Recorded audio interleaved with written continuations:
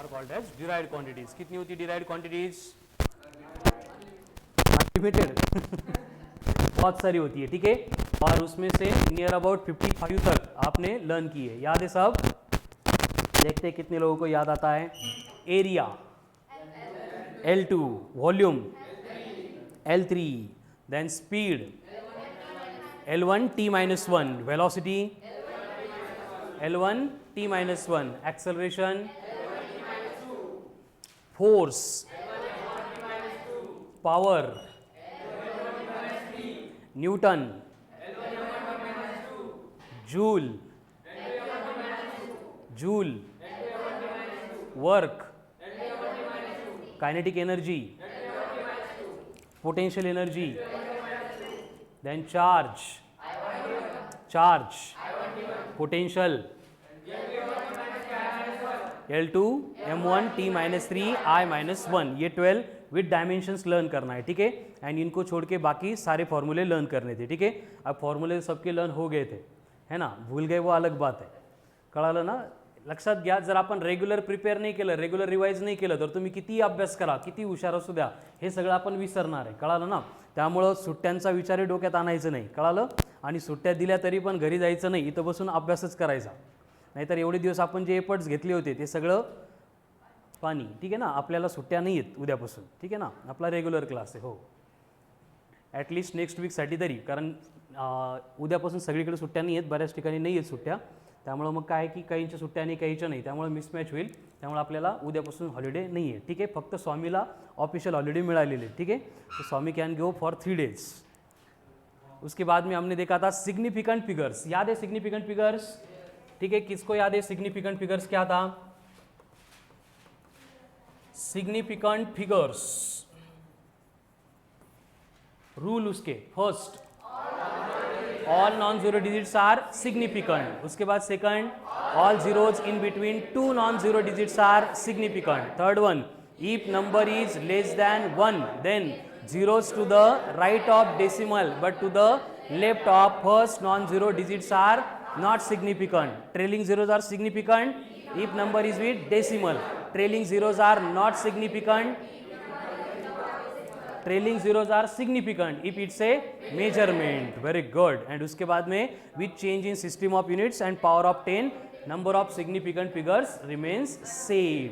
तो अगर आपको कोई भी एक नंबर दिया है 1.03 significant figures, 0.0050, 0.009105, very good, 0.100005, excellent, very good, 2.304, 0.05000406. ये हो गए नंबर ऑफ सिग्निफिकेंट फिगर्स. अब कोई भी कंफ्यूजन नहीं है. उसके बाद में देखा था राउंडिंग ऑफ.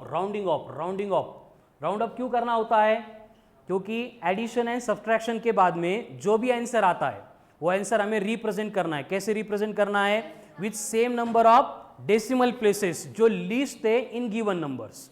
इसलिए हमें राउंड ऑफ करना पड़ता है. राउंड ऑफ के लिए पहला रूल, जिस नंबर को ड्रॉप करना है, if it is greater than 5 add 1 in previous digit. If number to be dropped is less than 5, previous digit remains unchanged. If number to be dropped is 5 followed by non-zero digit, then add 1 in preceding or previous digit. If number to be dropped is 5 followed by 0, then if previous number is even, then remains unchanged. But if it is odd, क्या करना है? उसमें 1 add करना है. जैसे कि आपको बोला है 0.0025, इसमें से 5 को ड्रॉप करना है, तो राउंड ऑफ क्या होगा? क्योंकि 5 के बाद कुछ नहीं है, पहले इवन है, तो यह अनचेंज रहेगा. लेकिन अगर ये नंबर 0.0015 होता तो हमें इसको क्या लिखना पड़ता? 0.002, क्योंकि ये ऑड है तो इसमें हमें 1 ऐड करना पड़ेगा. ठीक है. अगर नंबर ऐसा है 0.000151 और 5 को ड्रॉप करना है तो 1 में 1 ऐड करना पड़ेगा और ये बनेगा 0.0002, क्योंकि 5 को फॉलो करने वाला नॉन जीरो डिजिट है तो प्रीवियस डिजिट में कंपलसरी 1 ऐड करना पड़ेगा. ठीक है. उसके बाद में देखा था सम एंड डिफरेंस. क्या होता है सम एंड डिफरेंस में? कि सम एंड डिफरेंस के बाद में जो भी आंसर आता है उस आंसर को हमें रिप्रेजेंट करना है with same number of decimal places जो लीस्ट है इन गिवन नंबर। जैसे कि आपको बोला जा रहा है 2.303 एंड 0.10 एंड 0.0004 इनको ऐड करना है। डेसिमल के साथ एडिशन या फिर सब्ट्रैक्शन आ रही है। रूल क्या है, डेसिमल के नीचे डेसिमल चाहिए, तो डेसिमल के नीचे डेसिमल आ गया। अब ऐड करने के लिए क्या होगा, 4 कुछ नहीं है तो ये 4, 10 3, उसके बाद 0, उसके बाद 3 + 1 4 डेसिमल एंड ये 2, ये फाइनल आंसर हो गया। बट इस आंसर के आपको मार्क्स नहीं मिलेंगे, क्योंकि रूल क्या है कि जिस नंबर में सबसे कम यानी least number of significant figure थे, देखो यहां पे कितनी है, सॉरी यहाँ पे डेसिमल प्लेसेस कितने हैं 3, यहाँ पे डेसिमल प्लेसेस 2, यहाँ पे डेसिमल प्लेसेस, तो फाइनल आंसर में कितने लगेंगे, तो इसको क्या करना पड़ेगा, राउंड ऑफ। राउंड आउट के लिए 4 को ड्रॉप करना है डायरेक्ट, 3 को ड्रॉप करना है डायरेक्ट, तो आंसर बनेगा 2 पॉइंट। मतलब हे आंसर आपलं करेक्ट असलं तरी पण फिजिक्स तुम्हाला मार्क्स देत नाही, कळालं ना, त्यामुळे फिजिक्स भारी। तो आपको जो है ये रूल्स अप्लाई करने पड़ेंगे और ये रूल्स अप्लाई करेंगे तभी आपका ऑप्शन करेक्ट आएगा। नहीं तो प्रॉब्लेम काय होतो, आपण सॉल्व करून जो आंसर आलो वो फर्स्ट ऑप्शन में ही दिखता है, एंड अगर फर्स्ट ऑप्शन में वो दिख गया तो हमें लगता है कि आंसर आ गया करेक्ट, है ना, उड्या मारून आपण आंसर करेक्ट लिखतो बट सगळा घोळ होतो। ठीक है, इसलिए रूल्स अप्लाई करने पड़ेंगे एंड जो 2.40 है ये करेक्ट आंसर रहेगा। ठीक है, ये किसके लिए, एडिशन के लिए। ठीक है, उसी तरह से अगर मल्टीप्लीकेशन करना है, जैसे कि 0.004 इंटू 2.1 इंटू 1.666, इसको मल्टीप्लाई करना है, करो मल्टीप्लाई। कैसे करते मल्टीप्लाई मालूम ना, मल्टीप्लिकेशन डिवीजन में पहले डेसिमल को छोड़ देने का, 21 इंटू 4 84, बट डेसिमल 1 2 3 4 डिजिट के बाद में, मतलब ये आएगा 0.0084। अब इन दोनों को मल्टीप्लाई करना पड़ेगा, इनका मल्टीप्लिकेशन तो आता है सबको, अब करो कॉमन फास्ट मल्टीप्लिकेशन ही जैसे लहानपणी करतो तो तसेच, पहले 4 से मल्टीप्लाई करना, फिर 8 से मल्टीप्लाई करना।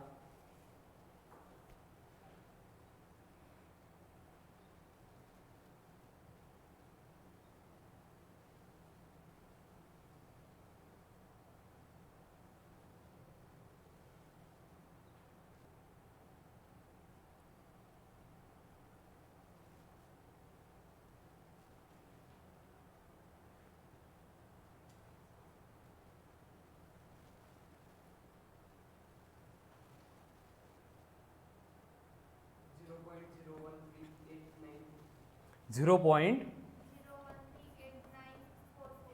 8944, सबको आता है नहीं ये मल्टीप्लिकेशन। ठीक है, अब यहाँ पे ये आंसर करेक्ट आ गया, बट इसके आपको कोई भी मार्क्स नहीं मिलने वाले, क्योंकि रूल क्या बोलता है कि मल्टीप्लिकेशन के बाद में हमें सिग्निफिकेंट फिगर्स के नंबर मेंटेन करने। तो यहाँ पे सिग्निफिकेंट फिगर्स 1, यहाँ पे 2, यहाँ पे 4, तो फाइनल आंसर में सिग्निफिकेंट फिगर कितनी चाहिए, एक ही चाहिए। तो पहले 4 को ड्रॉप करेंगे डायरेक्ट, इस 4 को ड्रॉप करेंगे डायरेक्ट, 9 को ड्रॉप करेंगे ये 9 बनेगा, इस 9 को ड्रॉप करेंगे ये 4 बनेगा, 4 को ड्रॉप करेंगे डायरेक्ट यानी कि 0.01, ये हो गया हमारा आंसर। ठीक है, तो ये रूल्स मेंटेन करने के लिए हमें वहाँ पे राउंड ऑफ करना पड़ता है। ठीक है, एंड उसके बाद में हमने डिस्कशन शुरू किया था अबाउट एरर, याद है एरर क्या होता है, एरर मतलब difference between actual value and measured value. जो एक्चुअल एंड मेजर्ड वैल्यू है इन दोनों के बिटवीन का जो डिफरेंस है उसको बोला जाता है एरर। मतलब जैसे कि एग्जांपल हमने देखा था पार्थ है, पार्थ का वेट है 80 kg और उसने मेजर किया वेइंग स्केल पे, तो मेजरमेंट आ रही है 75 kg, इसका मतलब वहाँ पे क्या आ रहा है, एरर आ रहा है, कितने kg का, 5 kg का। मतलब एक्चुअल था 80, मेजर किया 75, दोनों का डिफरेंस कितना बना 5, तो एरर आ गया 5 kg। तो इस तरह से जितने भी मेजरिंग डिवाइसेस होते हैं, मतलब उस डिवाइस में आने वाला एरर हमें कैलकुलेट करना पड़ता है। उसके लिए फर्स्ट स्टेप हमें क्या करना पड़ेगा, नंबर ऑफ रीडिंग्स लेनी पड़ेगी, जैसे कि 1 2 3 4, एंड फर्स्ट स्टेप में क्या निकालते हैं हम, इसकी मीन वैल्यू। कैसे निकालेंगे मीन वैल्यू, सबको ऐड कर देंगे, a1 + a2 + a3 + a4 upon 4। Second step में एब्सोल्यूट एरर, जैसे डेल्टा a1 क्या होगा, a मीन - a1, उसके बाद delta a2 a mean - a2, उसके बाद delta A3 A mean minus A3, then delta A4 A mean minus A4। ये हो गया थर्ड स्टेप में एब्सोल्यूट एरर का मीन, यानी डेल्टा A मीन बनेगा delta A1 plus delta A2 plus delta A3 plus delta A4 upon 4। उसके बाद में फोर्थ स्टेप में रिलेटिव एरर, कैसे निकालेंगे relative error? Delta A mean upon A mean into 100, and at the end आता है percentage error. Percentage error के लिए ऊपर ही हो गया, 100 से मल्टीप्लाई कर दिया, मतलब यही परसेंटेज एरर हो गया। ठीक है, तो इस तरह से किसी भी डिवाइस की रीडिंग लेते टाइम हम उसमें कितना परसेंटेज एरर आता है वो कैलकुलेट करते हैं। ठीक है, जैसे कि आपको बोला है एक लेंथ मेजर की, वो आ रही है 1.20, 1.40, 1.20, 1.00, तो कितना परसेंटेज एरर आ रहा है कैलकुलेट करना है। Do it.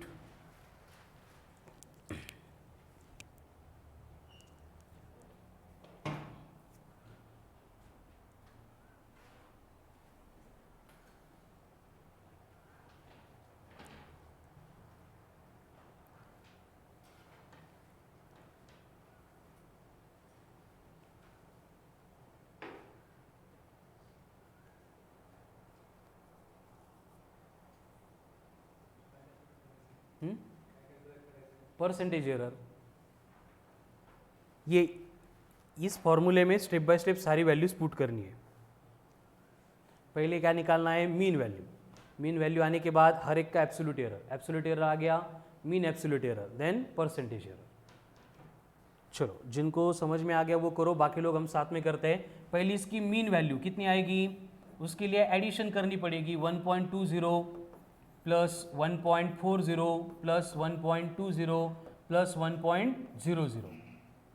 अब एडिशन करते टाइम ये 0, 4 प्लस 2 6, 6 प्लस 2 8, 1 2 3 4, कितना आ गया 4.80। यानी कि मीन वैल्यू के लिए 4.80, नंबर ऑफ रीडिंग्स कितनी है 4, तो कितना आता है ये 1.20, ये आ गई मीन वैल्यू। अब मीन आ गया, उसके बाद डेल्टा A1 कितना होगा 1.20 माइनस 1.20, 0.00।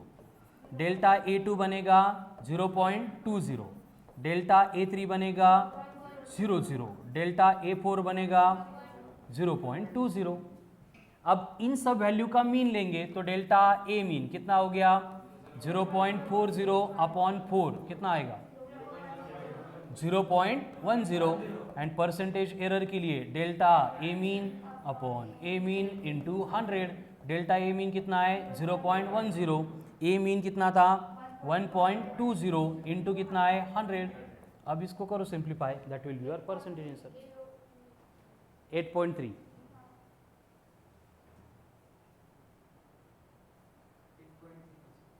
8.3%, very good. 100 से 0.10 को मल्टीप्लाई करेंगे 10, तो 10 बाय 1.2, मतलब ये बनेगा 100 बाय 12। 12 का टेबल आता है सबको, 12 8 जा 96, कितने बचे 40, तो 12 3 जा 36, कितने बचे 4, फिर ये 3 का रिपीटेशन चलेगा, मतलब 8.33%। इस तरह से हम क्या करते हैं परसेंटेज एरर कैलकुलेट करते हैं।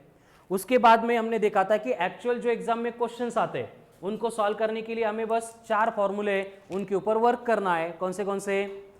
क्वांटिटी का मल्टीप्लिकेशन है, एरर की एडिशन, क्वांटिटीज का डिवीजन है, एरर की एडिशन, अगर पावर अदर देन 1 है तो पावर से मल्टीप्लाई करना है। ठीक है, इसलिए आपको जब भी डेटा दिया जाएगा वो इस फॉर्म में होगा, जैसे मेजर्ड मास है 20 प्लस और minus 0.2 kilogram and measured volume है 10 प्लस और माइनस 0.4 मीटर क्यूब, तो percentage error in the measurement of density कितना होगा? हमें क्या करना पड़ेगा? फर्स्ट स्टेप में परसेंटेज एरर इन मास निकालना पड़ेगा। कितना बनेगा? Delta A mean upon A mean into 100। अब डेल्टा ए मीन मतलब प्लस और माइनस के राइट साइड की वैल्यू कितनी है 0.2, अपॉन ए मीन मतलब लेफ्ट साइड की वैल्यू कितनी है 20, इंटू बनेगा 100, 20 ये 5 इंटू 0.2 1%, तो मास में एरर कितना आ गया 1%। सेम वे वॉल्यूम में एरर निकालेंगे तो परसेंटेज एरर इन वॉल्यूम बोलो क्या होगा? फिर से delta A mean upon A mean into 100। Delta A mean कितना है 0.4, ए मीन कितना है 10 इंटू 100, 1 0 कट, 10 इंटू 0.4 4%। तो डेंसिटी का फॉर्मूला क्या होता है, मास अपॉन वॉल्यूम। तो परसेंटेज एरर इन डेंसिटी होगा percentage error in mass plus percentage error in volume. अब इन दोनों को क्या करना है, ऐड करना है। कितना होगा, 4 + 1 मतलब 5%। इस तरह से मल्टीप्लीकेशन है तो भी एडिशन, डिवीजन है तो भी एडिशन, पावर अदर देन 1 है तो मल्टीप्लाई करना पड़ेगा पावर से, उसके बाद एडिशन। ठीक है, डिवीजन में भी मल्टीप्लाई करके एडिशन। ठीक है, तो ये सारी बातें हमने रिलेटेड टू फिजिक्स डिस्कस की थी, समझ में आ रहा है। एंड उसके साथ साइमल्टेनियसली हम बेसिक मैथ्स भी डिस्कस कर रहे थे। तो उसमें हमने सबसे पहले डेसिमल शिफ्टिंग की बातें की थी। याद है कि जो डेसिमल होता है उसको हम शिफ्ट कर सकते हैं, कहाँ पे, एक तो राइट में, नहीं तो लेफ्ट में, ऊपर नीचे नहीं जाता है। जब भी डेसिमल हम राइट में शिफ्ट करेंगे 10 की पावर नेगेटिव, लेफ्ट में आएगा तो 10 की पावर पॉजिटिव। कैसे होता है ये, जैसे आपको एक नंबर दिया है 0.001, असे नंबर आपल्याला बरे वाटत नाही की नाही, दिसायला चांगले दिसत नाही। ठीक है, इसलिए हम इसको क्या करते हैं, चांगलं लिहितो आपण याला, इसको हम लिखते हैं 1.0 इंटू समथिंग। अब हमने 0.001 को 1 बना दिया, मतलब डेसिमल को 1, 2, 3 डिजिट से शिफ्ट किया तो 10 की पावर आ गई 3, लेकिन ये राइट में शिफ्ट हुआ है इसलिए बनेगा -3। तो 1 इंटू 10 की पावर -3, ये हो गया आंसर। ठीक है, अब आगे बोलो, आपको बोला है 1000 है और इसको मुझे 1 इंटू समथिंग लिखना है। डेसिमल यहाँ पे था, हमने इसको 1, 2, 3 डिजिट से शिफ्ट किया 3, लेफ्ट में आ रहा है तो +3, 1 इंटू 10 की पावर +3। समझ में आ रहा है। अब इसका हम एप्लीकेशन देख रहे थे कि अगर हमें 0.004/8 ऐसे अवघड डिवीजन दिख गया, हम क्या करेंगे, पहले जो बरं वाटतं त्या फॉर्म मध्ये लिहिणार। ठीक है, जैसे ऊपर अगर मैंने 40 लिख दिया अपॉन 8, लगेच आंसर आलं 5। एंड ऐसा देखने के बाद करते ही नहीं सॉल्व हम, समझ में आ रहा है ना, करायचंच नहीं एवढं अवघड आपल्याला। ठीक है, तो ये 40/8 के फॉर्म में उसको रिप्रेजेंट करने के लिए ईश्वर क्या करना पड़ेगा, बोलो, डेसिमल शिफ्ट करना पड़ेगा। कितने डिजिट से, देखो 1, 2, 3 से करते तो 4 आता, 40 मतलब और एक से करना पड़ेगा, तो ये 40 इंटू 10 की पावर बनेगी, ये 8 तो एज इट इज रहेगा, तो 40/8 मतलब 5, यानी फाइनल आंसर आ गया 5 इंटू 10 की पावर -4।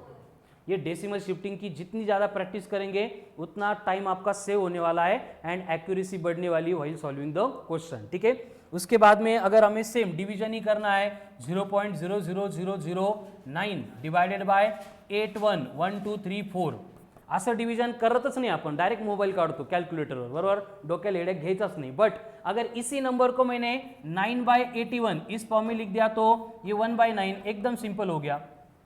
बट ये लिखने के लिए क्या करना पड़ेगा, जब हम ये डेसिमल इधर लेके आएंगे तो वो 9 बन रहा है, मतलब 9 इंटू कितने डिजिट से शिफ्ट हो रहा है, 1, 2, 3, 4, 5, 6, राइट में गया इसलिए -6। डिनोमिनेटर में यहाँ पे था 1, 2, 3, 4, मतलब 81 इंटू 10 की पावर +4, तो 9/81 हो गया 1/9, +4 ऊपर जाएगा तो -6 -4, बेस से में तो पावर के एडिशन होती है, तो ये बनेगा 1/9 इंटू 10 की पावर -10। अब 1/9 को फिर से सिंप्लीफाई करने के लिए 10/9 लिख देते।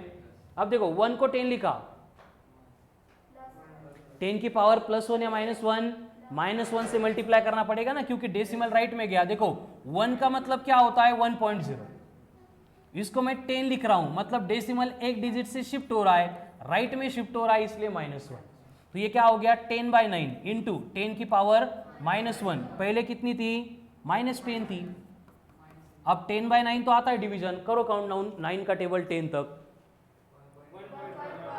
1.1111 चलता रहेगा, बेस से में पावर के एडिशन मतलब -11। देखो इतना कॉम्प्लिकेटेड डिवीजन सिंपल बन गया with the help of decimal shifting.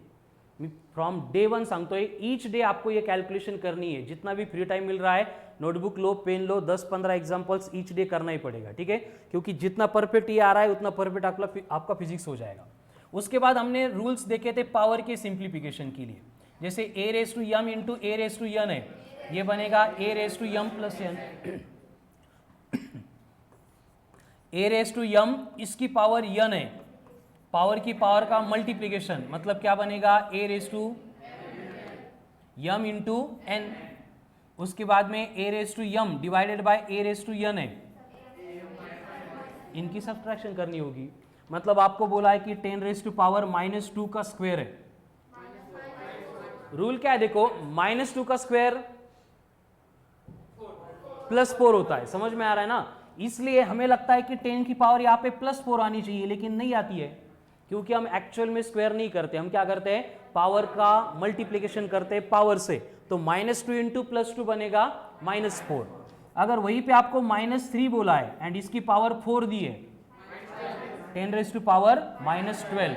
अगर आपको बोला है 10⁻1 डिवाइडेड बाय 10⁻⁻6 एंड इसकी पावर दी है 4, करो सिंप्लीफाई। Very good. +28 या -28?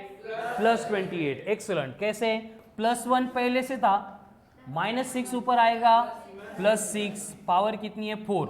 अब बेस से में पावर की एडिशन कितना हो गया 7, 7 इंटू 4 28। मतलब इस तरह से ये 10 के पावर की सिंप्लीफिकेशन एंड डेसिमल शिफ्टिंग ये एक्सट्रीमली इंपॉर्टेंट है। ये आ गया मतलब तुमचा फिजिक्सचा लाइफ टाइमसाठी प्रश्न सॉल्व झाला।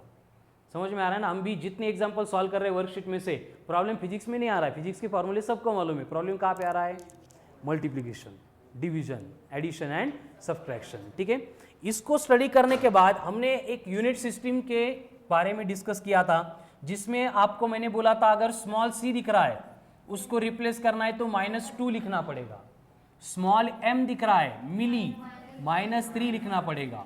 माइक्रो है -6, नैनो है -9, पिको है -12, देन अगर किलो है +3, अगर मेगा है +6। ये एब्रीवेशन से हमें हर बार यूनिट कन्वर्जन में यूज करने पड़ेंगे। ठीक है, किसी भी सिस्टम में यूनिट दिया है तो हमें अगर रिप्लेसमेंट करनी है इन नंबर्स की, मतलब इन अल्फाबेट्स की, ये नंबर इंट्रोड्यूस करने पड़ेंगे। जैसे आपको बोला है 100 सेंटीमीटर है, हम 100 को लिखेंगे 10 की पावर +2। सेंटीमीटर में से सेंटी हटाना है तो उसकी वैल्यू कितनी है, -2 पुट करनी पड़ेगी। Metre plus minus get cancel, मतलब हो गया 1 मीटर। 100 सेंटीमीटर 1 मीटर ही होता है। अगर हमें बोला गया है कि 0.006 माइक्रोमीटर है, कितने मीटर होंगे, -9। कैसे? पहले ये 3 डिजिट से शिफ्ट कर दिया, 6 इंटू 10 की पावर -3। माइक्रो को हटाना है, माइक्रो की वैल्यू, तो ये कितना आ गया -6 मीटर। 10 10 बेस से में पावर के एडिशन, 6 इंटू 10 की पावर -9 मीटर। ठीक है, उसके बाद में सेम कंडीशन के लिए हमने एक हॉरिजॉन्टल स्केल भी देखी थी, याद है क्या था? स्केल के सेंटर में SI सिस्टम का यूनिट, फिर दोनों साइड में, इधर कौन था बड़ा मतलब किलो, इधर कौन था मेगा। किलो मतलब +3, मेगा मतलब +6, उल्ट होतं। ठीक आहे, त्यांनी काही फरक पडत नाही, बट उल्ट करून घेऊ। तो यहाँ पे कौन था सेंटी, मतलब -2। यहाँ पे मिली मतलब micro, nano, pico, -12, kilo, mega, हो गया। रूल क्या था? छोटा बड़ा, छोटे से बड़े के टुवर्ड्स जा रहे तो एंड बड़े से छोटे के टुवर्ड्स आएंगे तो पॉजिटिव। कौन? 10 की पावर। उसमें SI के एक साइड में फर्स्ट रीजन, दूसरे साइड में एक रीजन में इंटरफेयर कर रहे तो सब्ट्रैक्शन, एंड एक से दूसरे रीजन में जा रहे तो एडिशन। जैसे कि 1 सेंटीमीटर मतलब कितने किलोमीटर, देखो सेंटीमीटर यहाँ पे कितनी वैल्यू उसकी 2, माइनस प्लस लेते नहीं हम, डायरेक्ट 2। इधर के कितना है 3, एक रीजन से दूसरे रीजन जा रहे मतलब एडिशन, 3 + 2, तो ये आ गया 10 की पावर 5। छोटा टू बड़ा है -5। उसके बाद में अगर आपको बोला जा रहा है 1 माइक्रोमीटर मतलब कितने मेगामीटर, अब देखो माइक्रो मतलब 6, मेगा मतलब 6, 6 + 6 12, छोटे से बड़े तक जा रहे मतलब -2, हो गया।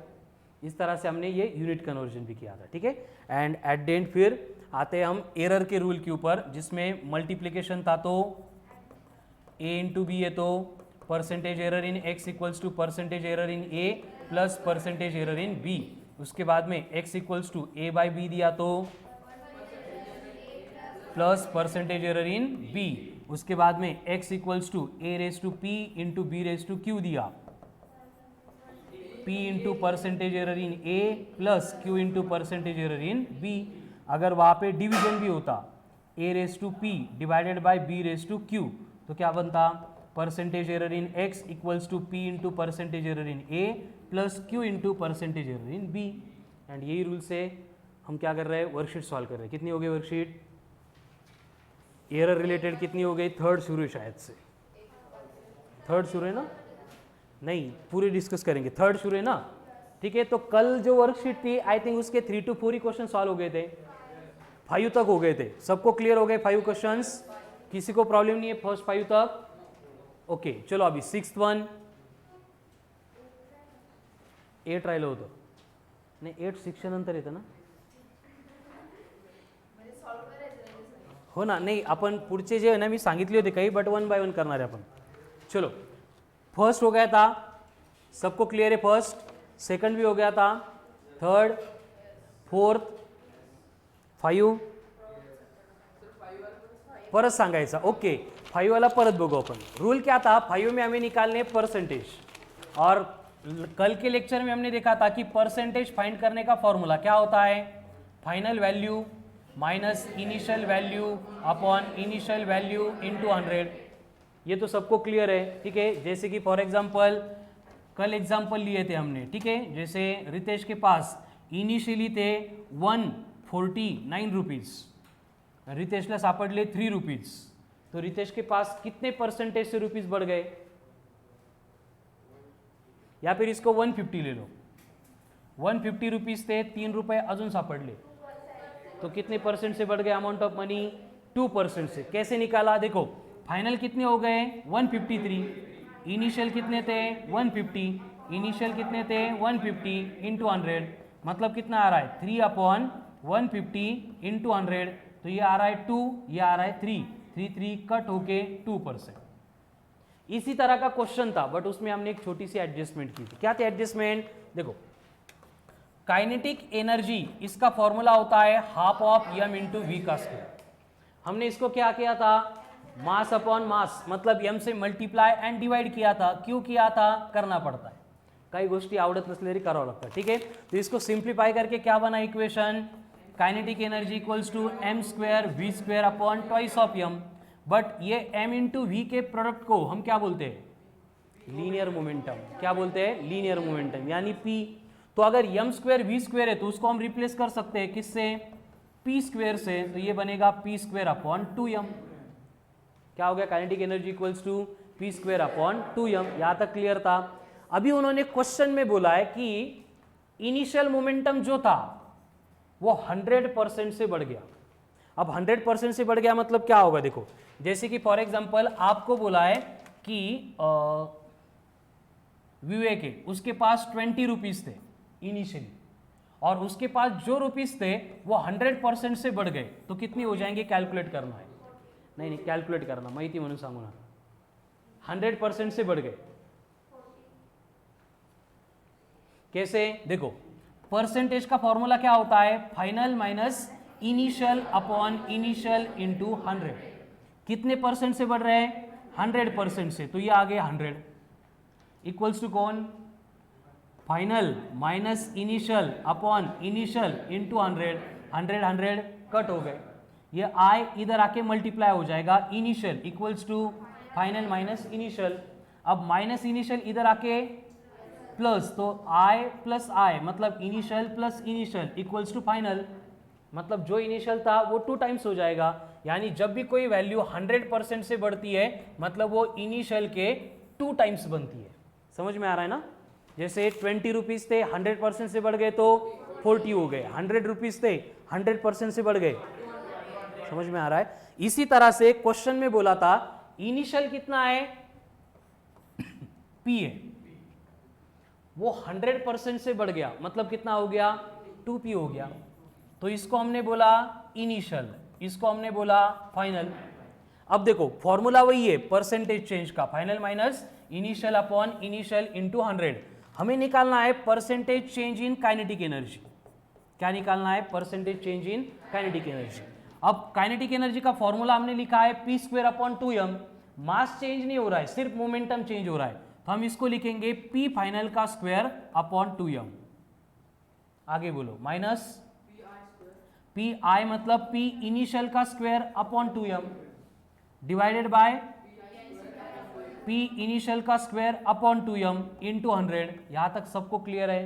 देख लो, जब तक क्लियर नहीं होता है तब तक देख लो, जिनको कल कंफ्यूजन था।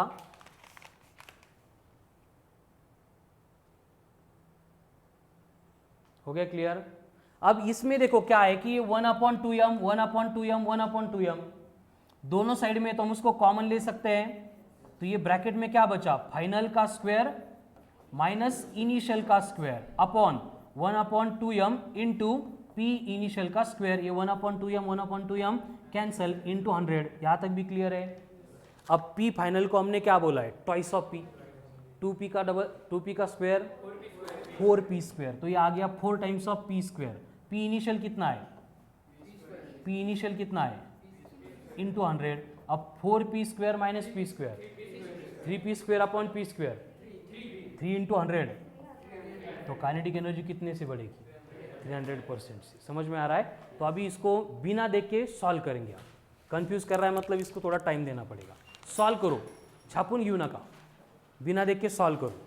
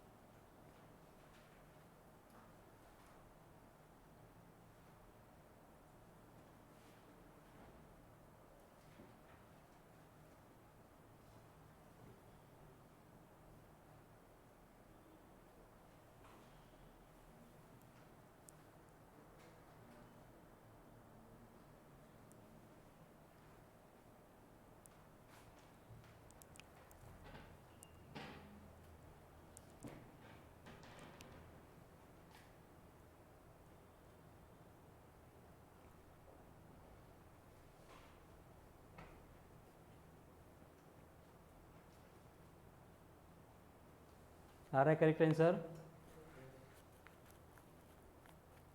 हिमांशु बॅगच घेऊन आला काय?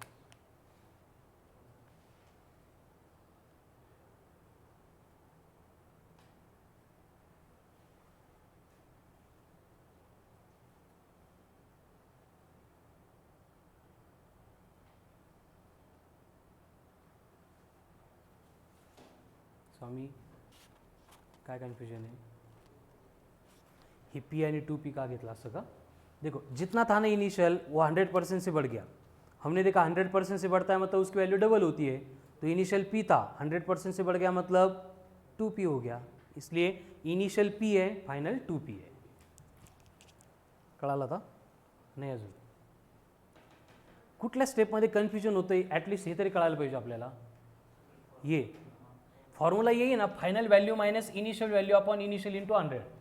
इसमें चेंज किस में निकाल रहे हैं हम, काइनेटिक एनर्जी में। काइनेटिक एनर्जी का फॉर्मूला क्या है, पी स्क्वायर अपॉन 2m। तो ये भी P square upon 2m minus P square upon 2m upon P square upon 2m into 100 है। फक्त कौन सा, final minus initial upon initial. अब दोनों में भी, यहाँ पे भी 1/2m यहाँ पे भी 1/2m, ये कॉमन घ्यायचं माहिती है ना। जैसे फॉर एग्जाम्पल आपको बोला है 1/2 माइनस 3/2, तो इसको सब्ट्रैक्ट करने के लिए हम क्या करते हैं, 1/2 कॉमन लेते हैं।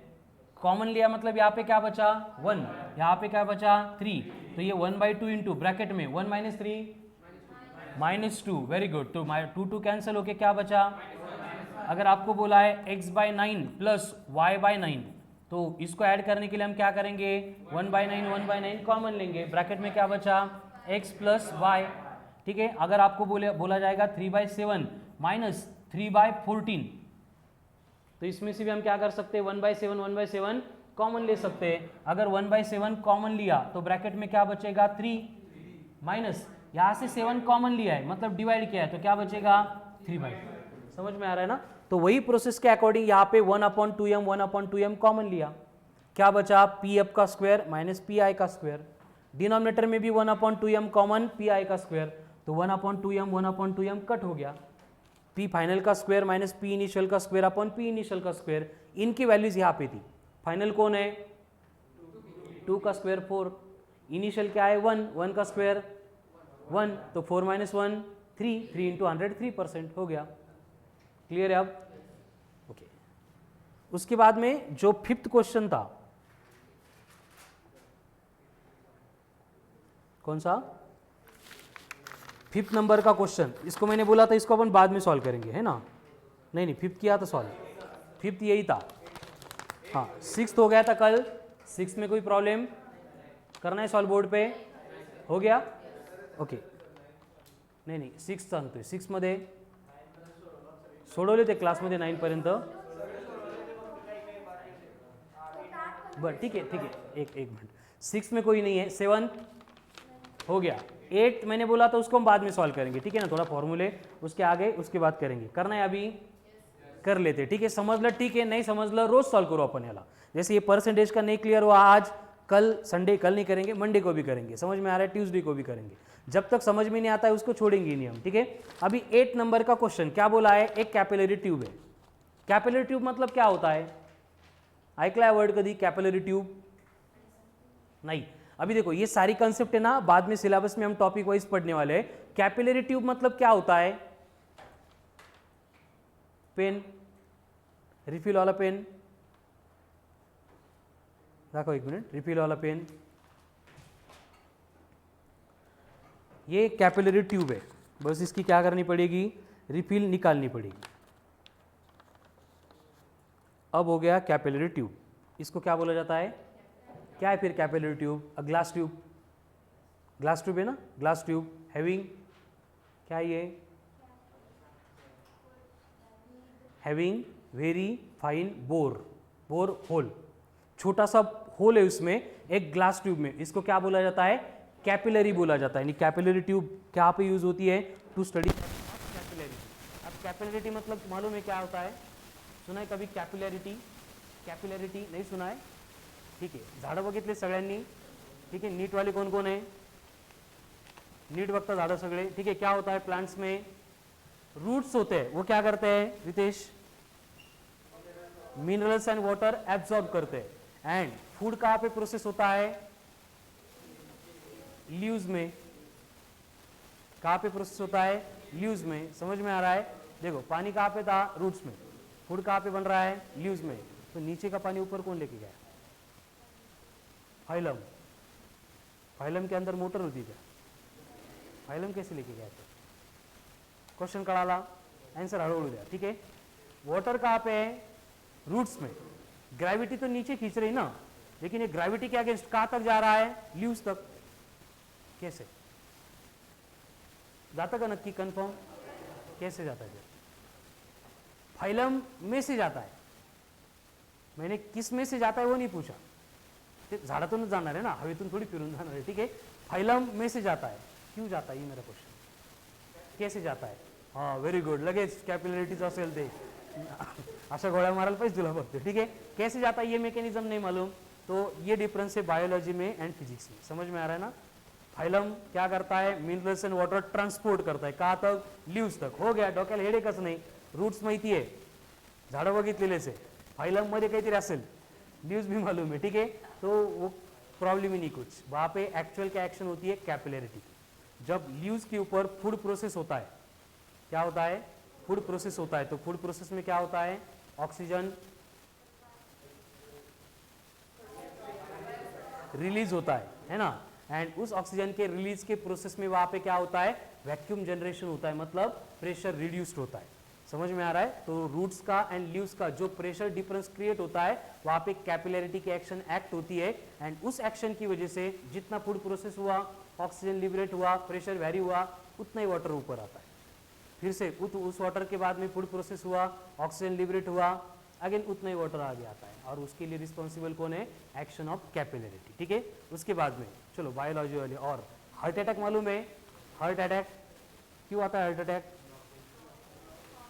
कैसे आता है, हार्ट अटैक डायरेक्ट डायरेक्ट येतो आणि घेऊन जातो. ठीक आहे. कोण कोण एक्सप्लेन करेगा? ब्लड प्रेशर वाढतं. Very good. हां हिमांशू,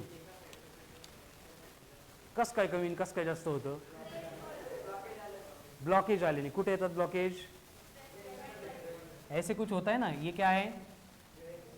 इसमें क्या होता है? ये कोलेस्ट्रॉल आके अटक जाता है, मतलब ब्लॉकेज आ गया.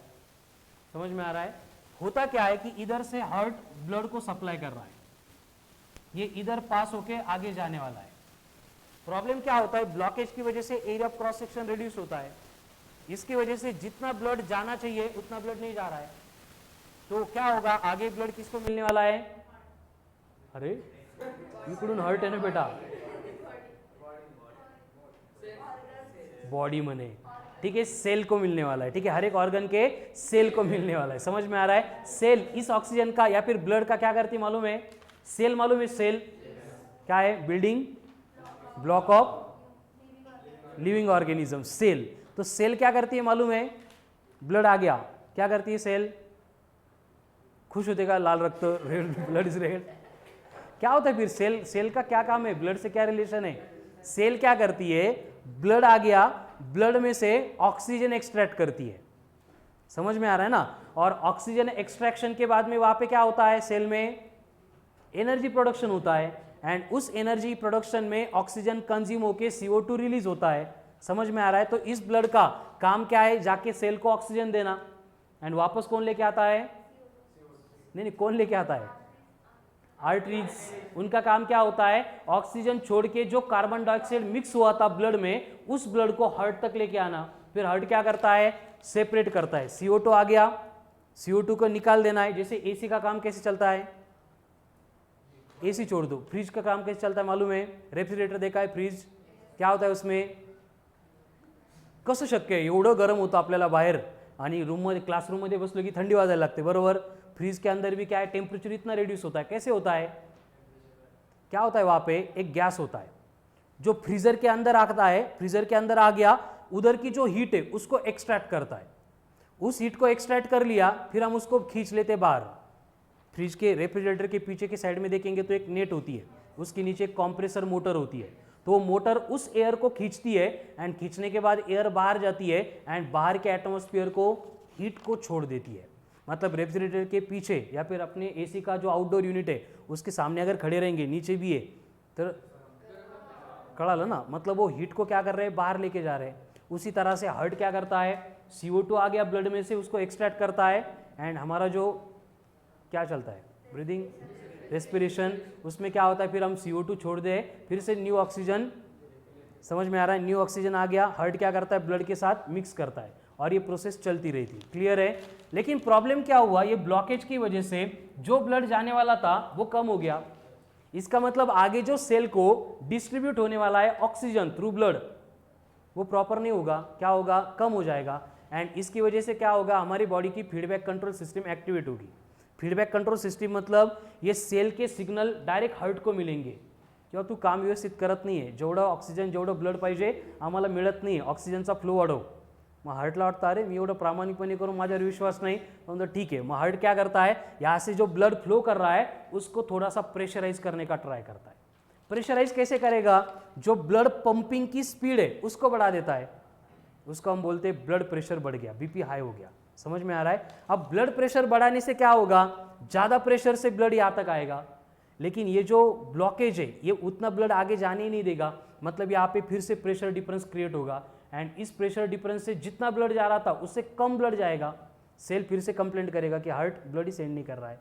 मग ब्लड हार्ट क्या होगा? फिर और जोर से ब्लड को पंप करने का ट्राई करेगा और उस पंपिंग की प्रोसेस में क्या होगा? ब्लड प्रेशर और बढ़ेगा. ब्लड प्रेशर बढ़ने से क्या होगा? यहाँ तक तो एकदम हाई प्रेशराइज ब्लड आ जाएगा बेटी, लेकिन ये जो क्या था, ये ब्लॉकेज था, ये आगे ही नहीं पास होने देगा उसको. समझ में आ रहा है? मग सेलचं डोकं खराब होईल, है की नाही? हार्ट प्रामाणिकपणे कामच करत, त्याला कामावरून काढून टाका. फिर हार्ट क्या हो जाएगा? हार्टचं पण डोकं खराब होऊन जाईल. ठीक है? फिर हार्ट क्या करेगा? जितनी उसकी पंप करने की लिमिट थी उस लिमिट को क्रॉस कर लेगा एंड उस लिमिट को क्रॉस करने के बाद बियॉन्ड लिमिट वो पंपिंग करने का शुरू कर देगा. एंड एक बार उसने अपनी लिमिट क्रॉस कर दी कि उसकी पंपिंग का मैकेनिज्म ही खराब हो जाएगा और वो पंप करना स्टॉप कर देगा। समझ में आ रहा है? पंपिंग स्टॉप हो गई, इसका मतलब क्या हो गया, समझ में आ गया ना?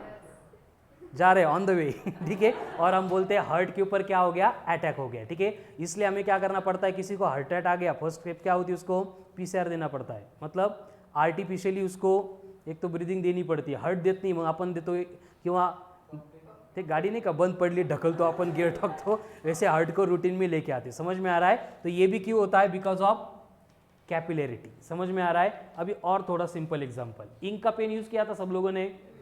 इंक फील करने के लिए क्या करते थे, इंक की बोतल उल्टी करते थे क्या, फिर क्या करते थे, प्रेस करके इंक की बोतल में डिप करते थे, छोड़ने के बाद तो वो जो एक्शन होती है उसको कैपिलरिटी बोला जाता है, ठीक है। तो प्लांट्स में, ह्यूमन हार्ट में, सब तरफ यही एप्लीकेशन है, ठीक है। अब क्वेश्चन के ऊपर आते हैं। तो कैपिलरी ट्यूब क्या है, हमें अलग से टॉपिक ही पढ़ना है, सरफेस टेंशन, उसमें सिर्फ कैपिलरिटी पढ़ेंगे हम। उन्होंने बोला है कि कांस्टेंट हीट अरेंजमेंट उसको अप्लाई किए, radius of the capillary tube is increase by 10%। Radius कितने परसेंट से इंक्रीज की है, 10% से। एंड हमें फॉर्मूला दिया है, क्या है formula, V equals to pi P R raise to 4 upon 8 eta L, ये फॉर्मूला है। बट इसमें क्या बोला है कि इनमें से कोई वैरी नहीं कर रहा है, कौन वैरी कर रहा है, सिर्फ आर वैरी कर रहा है। इसका मतलब हम लिख सकते हैं कि V प्रोपोर्शनल है to the R raise to 4। समझ में आ गया? अब अगर ये डायरेक्टली प्रोपोर्शनल है तो हम लिख सकते हैं V2 by V1 equals to R2 by R1 raise to 4। यहां तक क्लियर है क्या, 1 बाय 1 देखो, ठीक है। क्वेश्चन था, फॉर्मूला आपको मालूम नहीं होता इसलिए प्रिंट करके दिया है। इसके अकॉर्डिंग वेरिएशन हो रहे हैं, जिसमें उन्होंने बोला है अगर रेडियस को 10% से बढ़ा देंगे तो जो वॉल्यूम फ्लो हो रही है कितने परसेंट से बढ़ेगी। इसलिए हमने दिखा कि V proportional to R raise to 4 है, and V proportional to R raise to 4 है, मतलब V2 by V1 equals to R2 by R1 raise to 4 होता है। हे किती लोकांना कळालं कसं आलं ते, नाही कळालं, ठीक आहे। नाही कळालं तर नाही म्हणत जा बाळांनो, ठीक आहे। शांत बसत जाऊ नका मट्ट सारखे, ठीक है। जे नहीं कळालं ते मी सांगतो, एडिशन नहीं कळाली एडिशन पण मी सांगतो। ये रिलेशन समझ में आता है नक्की, ऐसे देखा होगा ना, जैसे न्यूटन्स लॉ ऑफ ग्रेविटेशन क्या था, F प्रोपोर्शनल होता है to the m1 m2 upon r square. फिर यहाँ पे प्रोपोर्शनलिटी को हटा के हम कांस्टेंट लेके आते हैं और ये बनेगा G m1 m2 upon r square. यानी कि प्रोपोर्शनलिटी को निकालना है तो हमें कांस्टेंट लाना पड़ता है। इसका कॉन्वर्स स्टेटमेंट क्या होगा, अगर कांस्टेंट है तो उसको निकाल के हम प्रोपोर्शनलिटी लेके आ सकते हैं। ये इक्वेशन में ये पूरी टर्म कांस्टेंट थी तो हमने इसको हटा दिया, इक्वल टू का हटा दिया, V बना proportional to R raise to 4। यहाँ तक क्लियर है, कंफर्म क्लियर है। अभी हम कंसिडर करेंगे कि फर्स्ट केस में जब V1 था तब R1 था, सेकंड केस में जब V2 होगा तो ये क्या बनेगा, R2 बनेगा। ये बन गया फर्स्ट इक्वेशन, ये बन गया सेकंड इक्वेशन। अब हम डिवाइड करेंगे सेकंड इक्वेशन को फर्स्ट इक्वेशन से, तो डिवीजन के बाद क्या होगा, इधर V2 इधर V1, दोनों में जो कांस्टेंट है डिवीजन में कैंसिल हो जाएंगे, इसलिए मैंने इक्वल टू लिख दिया। क्या बचेगा, बस R2 raise to 4 upon R1 raise to 4, मतलब R2 by R1 whole rays to 4। अब क्लियर है, यहाँ तक कंफर्म क्लियर है। अब देखो आगे क्वेश्चन सॉल्व करने के लिए उन्होंने बोला है कि जो R2 है वो कितने परसेंट से बढ़ गई, पहले 100% थी, 10% से बढ़ गई, मतलब कितने परसेंट हो गई, 110% हो गई, किसके, R1 के। समझ में आ रहा है ना, जैसे इनिशियल से अगर बोलेंगे 5% से बढ़ गई तो कितना लेना पड़ेगा, 105%। अगर बोला जाएगा कि 10% से कम हो गई तो क्या करना पड़ेगा, 100 माइनस 10 मतलब 90%। उसके अकॉर्डिंग हमने लिया R2 equals to 110% of R1। अब जब भी परसेंटेज आते हैं तो हमें 100 से डिवाइड करना पड़ता है। देखो परसेंट में कन्वर्ट करने के लिए क्या कर रहे हैं हम, 100 से मल्टीप्लाई कर रहे हैं, तो परसेंट में से नंबर लेके आना है तो 100 से डिवाइड करना पड़ेगा, ठीक है। तो 100 से डिवाइड कर दिया तो ये क्या बनेगा, R2 equals to 1.1 times of R1। अभी क्लियर है। अब ये वैल्यू हम इस वाली इक्वेशन में पुट करेंगे, कौन सा, V2 by V1 equals to R2 by R1 raise to 4 वाला।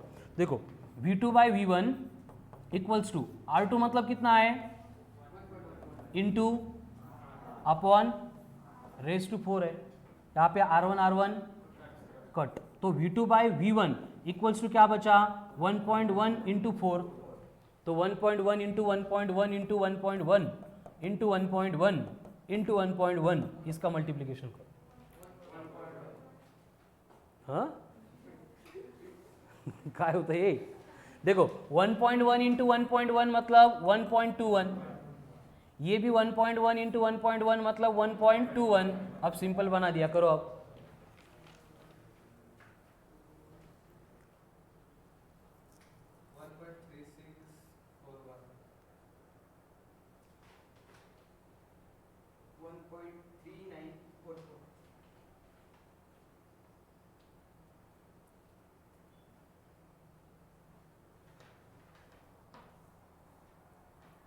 रोहित, मल्टिप्लिकेशन 4 अजून क्लोज आलाय, चलो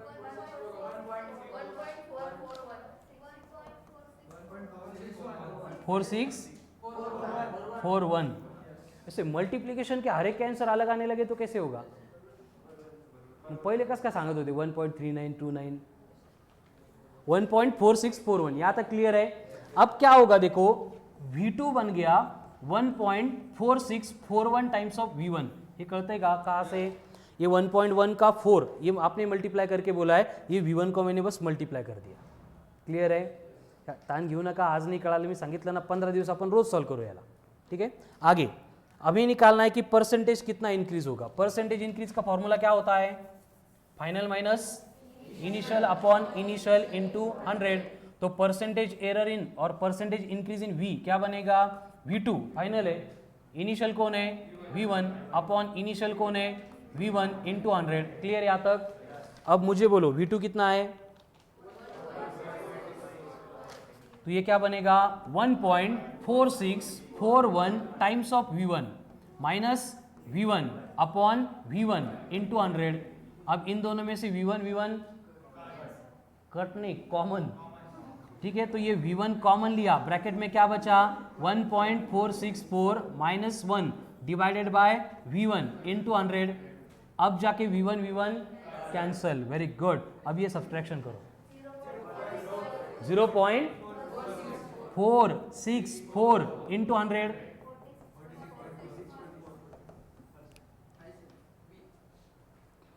परसेंटेज इंक्रीज इन वॉल्यूम। समझ में आ गया?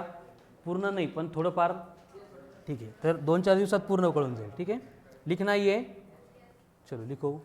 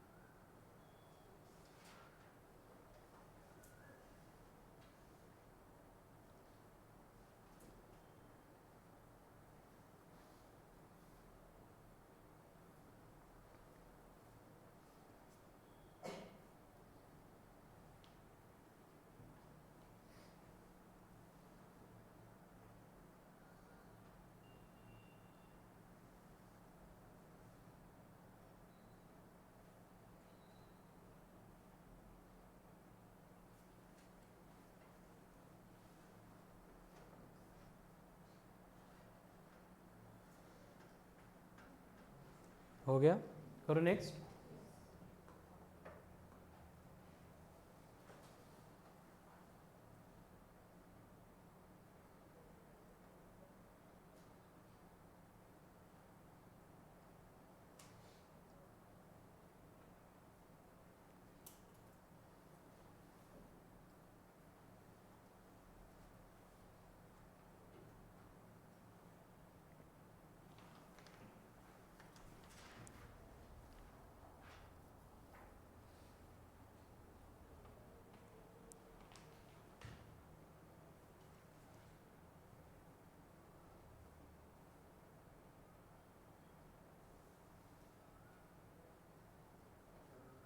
हो गया?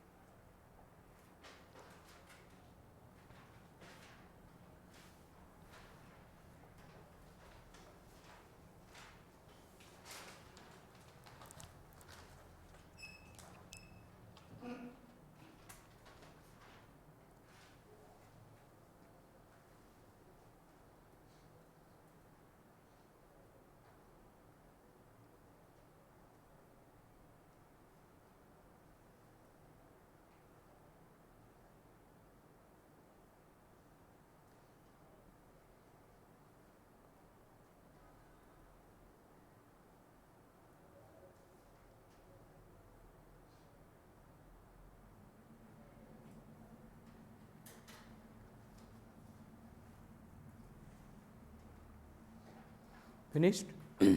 चलो अभी सेम एग्जांपल हम फिर से सॉल्व करेंगे, आप बोलेंगे और मैं सॉल्व करूंगा, ठीक है, स्टेप बाय स्टेप। हो गया सबका एक बार? चलो अभी आप बोलो, गाइड करो और मैं लिखूंगा। ये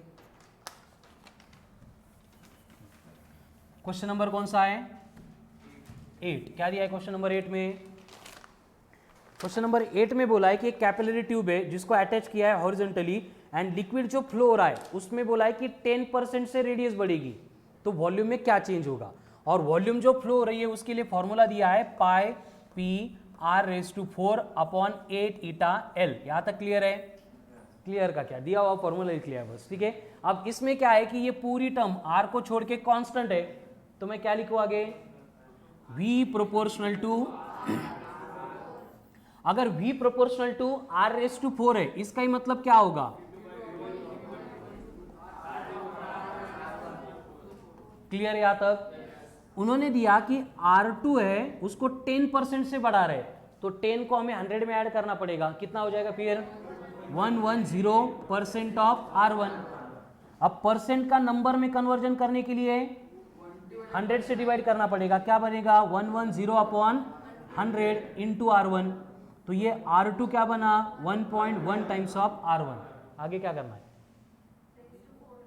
R2 में इसकी वैल्यू पुट करनी है, तो ये बनेगा V2 upon V1 equals to 1.1 times of R1 upon R1 raise to 4, R1 cut, तो ये V2 upon V1 equals to, अब 1.1 रेज टू 4 है तो क्या करना पड़ेगा? 1.1 इंटू 1.1 इंटू 1.1 इंटू 1.1, कितना आया था? 4641। यहां तक क्लियर है? अब इस V1 को इधर भेज देंगे तो V2 क्या बना? 1.4641 टाइम्स ऑफ V1। अब हमारा परसेंटेज का formula final minus initial upon initial. Final volume मतलब V2, इनिशियल वॉल्यूम मतलब V1 अपॉन V1 इंटू 100। अब V2 कितना है? 1.4641 times of V1 minus V1 upon V1 into 100। अब V1 कॉमन लेंगे तो ब्रैकेट में क्या बचेगा? 1.4641 minus 1 divided by V1 into 100। V1 1.4641 minus 1 into, यानी कि आ गया आंसर। देखो पहली बार आधा घंटा लगा था, अभी 2 मिनट लग गए। समझ में आ रहा है? एंड अभी भी अगर कन्फ्युजन है और एक बार सॉल्व करेंगे तो आयुष्यभर कधी पण येऊ द्या, फरकच नहीं पड़ना। कळाल ना? मतलब एक बार नहीं क्लियर हो रहा है तो उसको 2 बार करो, 2 बार नहीं क्लियर हो रहा है तो 3 बार नहीं 20 बार करो, 20 बार नहीं क्लियर हो रहा है तो 40 बार करो, लेकिन जब तक क्लियर नहीं हो रहा है तब तक करो। समझ में आ रहा है? एंड ये सारे एफर्ट्स हमें बस स्टार्ट में ही लेने, एकदा कळालं नाही यायला लागलं की मग सगळंच येतं, बरोबर आहे ना? तर जे पहिल्यापासून रेग्युलर आहेत त्यांना एकदम स्मूथ चाललंय डोक्यामध्ये, ठीक आहे। बट जे काल आज उद्या 2-3 दिवसापासून है की नाही, किंवा मग ॲब्सेंट होते आणि आले की मग डायरेक्ट झटका लागतोय ना, न्यूरॉनचा पार भुगा होतोय मध्ये, काही कळत नाही है। चलो ये कौन सा था क्वेश्चन? 8। अभी 9th वाला किया था कल सॉल्व, हो गया था। 10th वन हो गया, 10th भी। क्या चेंजेस क्या है? बस एरर को लिस्ट काउंट बोला है। लिस्ट काउंट मतलब डेल्टा की वैल्यू। 12 नंबर नहीं, 11 नंबर 12, कोई डाउट नहीं इसमें। 13 झाला, डाउट है? 13 में डाउट है? आंसर मॅच नहीं होते का? नहीं 12 पण सांगू का? ठीक है, चलो 12 भी देखेंगे पहले। क्या है 12 में? Errors involve in the measurement of side and mass of cube. Side मतलब कौन? L। कितना एरर है? 3%। मास में कितना है? 4%। और बोला है कि what is the error in the density. Density का फॉर्मूला वॉल्यूम मतलब साइड का क्यूब, तो percentage error in density will be percentage error in mass plus 3 into percentage error in L। Mass में कितना है? 4, 3 into 3 9, 9 plus 4 13%। So option B. अभी ये कौन सा था? 12। आगे 13 में क्या दिया है? लेंथ, कितनी लेंथ? 12.13 plus minus 0.02। देन कौन है? Breadth 8.16 plus minus and at the and क्या है, हाइट कितनी है 3.46 प्लस माइनस 0.01। हमें निकालना है कि वॉल्यूम में कितना परसेंटेज एरर आएगा। अब वॉल्यूम का फॉर्मूला क्या होता है, LBH, यानी परसेंटेज एरर इन V क्या बनेगा, percentage error in L plus percentage error in B plus percentage error in H। तो अभी परसेंटेज एरर निकालना कैसे मालूम है हमें, परसेंटेज एरर इन L कितना होगा 0.02 upon 12.13 into 100।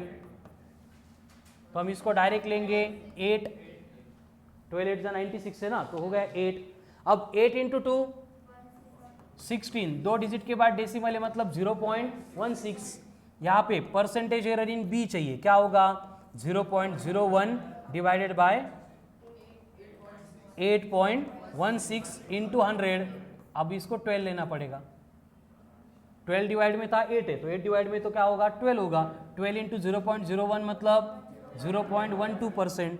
And percentage error in H कितना होगा 0.01 अपॉन 3.46 इंटू 100, इसको 33, तो कितना आएगा 0.33%।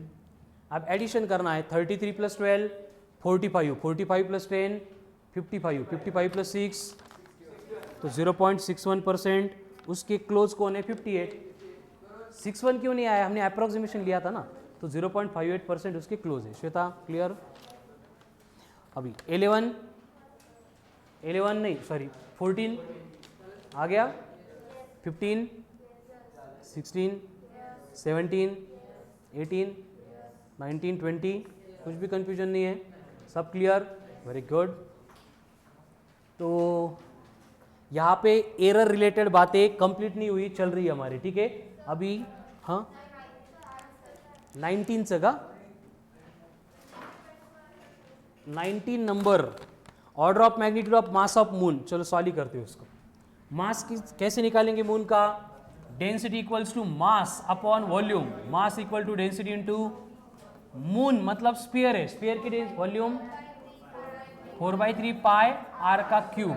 अब डेंसिटी क्या दी है 4 इंटू 10 की पावर 3 इंटू 4/3 पाई मतलब 3.14, आर का क्यूब कर रहे हैं, आर कितना है 3.84, तो 3.84 का क्यूब करो, 3.84 इंटू 3.84 इंटू 3.84 30, yes. 27 आता है ना, क्या है 3.84 को 4 किया, नहीं इसको ही मल्टीप्लाई करो, 64 आएगा भी तो भी ऑर्डर ऑफ मैग्नीट्यूड चेंज नहीं होने वाला। समझ में आ रहा है ठीक है। तो 64 एंड 27 के इन बिटवीन 50 ले लेते, फिर ऑर्डर ऑफ मैग्नीट्यूड सेम ही रहेगा, ठीक है। कितना आ गया फिर ये 50, 30 इसलिए लिया था, डिवीजन छोटा हो जाता, चलो 60 ले लेते हैं। हाँ उसके बाद 10 की पावर कितनी है 6 का क्यूब मतलब 18, 10 की पावर कितनी आ गई 18। अब ये 3, ये कितना आ गया 20। अब देखो 4 इंटू 4 16 इंटू 3 50, 50 इंटू 20 1000 मतलब 10 की पावर 3, 10 की पावर 3, 10 की पावर 18, कितना आएगा फिर 24। सी इज द आंसर। आया था सेम, गुड। 23 आ लो। तो देखो यहाँ पे अगर 60 की जगह पे मैं 30 भी लेता, समझ में आ रहा है ना, तो भी order of magnitude will be same. समझ में आ रहा है, क्योंकि डेसिमल तो शिफ्ट नहीं हो रहा है वहाँ पे, ठीक है, वो सेम ही रहता। अब देखो Monday test will be there as usual. Test का सिलेबस डायमेंशन छोड़ के एरर का पूरा पार्ट जो अब तक देखा है, then significant figure and order of magnitude, सब कॉन्सेप्ट रहेगी ऑन मंडे की टेस्ट, ठीक है। सो कल हॉलीडे क्लास करेंगे ऑन मंडेज लेक्चर, क्या है।